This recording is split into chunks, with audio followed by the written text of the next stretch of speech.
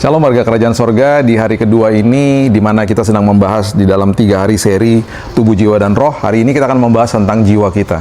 Diambil dari Matius 16 ayat 26. Apa gunanya seorang memperoleh seluruh dunia tetapi kehilangan nyawanya? Dan apakah yang dapat diberikannya sebagai ganti nyawanya? Nah, jiwa itu adalah salah satu bagian yang paling berharga dalam diri kita. Jiwa itu adalah tempat di mana kita mengambil keputusan. Di jiwa kita menentukan sendiri arah kehidupan mau seperti apa.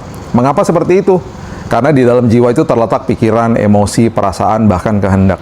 Apa yang kita serap lewat mata dan telinga, yang merupakan pintu gerbang hati, adalah jalan masuk kebenaran atau kegelapan. Jika yang kita biarkan masuk adalah sampah dunia, maka kita akan mengambil keputusan yang salah dan merugikan diri kita sendiri. Sementara dunia sering mendorong kita untuk mengejar kekayaan, status, dan kesuksesan, Yesus mengingatkan kita dalam ayat bacaan hari ini bahwa tidak ada satupun dari hal-hal ini yang dapat dibandingkan dengan nilai jiwa kita. Kita dapat memperoleh seluruh dunia, tetapi tetap tidak akan memperoleh apapun jika jiwa kita terhilang karena tidak mengenal Yesus.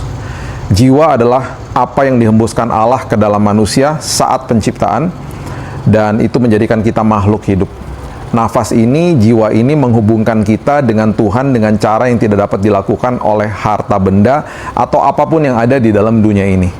Tragisnya adalah banyak orang hidup seolah-olah jiwa adalah hal yang sekunder dan terlambat menyadari bahwa mereka telah mengabaikan bagian terpenting dari diri mereka sendiri. Ini menghubungkan Namun keindahan Injil itu adalah bahwa Tuhan tidak meninggalkan jiwa kita.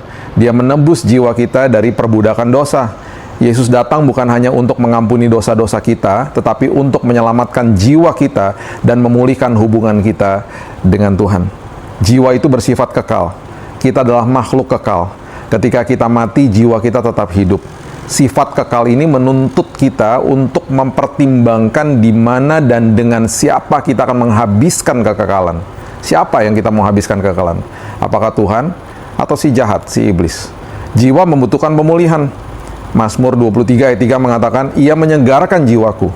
Ia menuntun aku di jalan yang benar, dan oleh karena itu semuanya dilakukan oleh karena namanya." Banyak jiwa yang terluka di dalam kehidupan ini. Namun Tuhan sebagai gembala yang baik menawarkan penyembuhan dan pemulihan. Ia membawa pembaruan dan kesegaran. Jiwa menemukan ketenangan di dalam Tuhan. Hanya di dalam Tuhan, jiwa menemukan kedamaian yang sejati.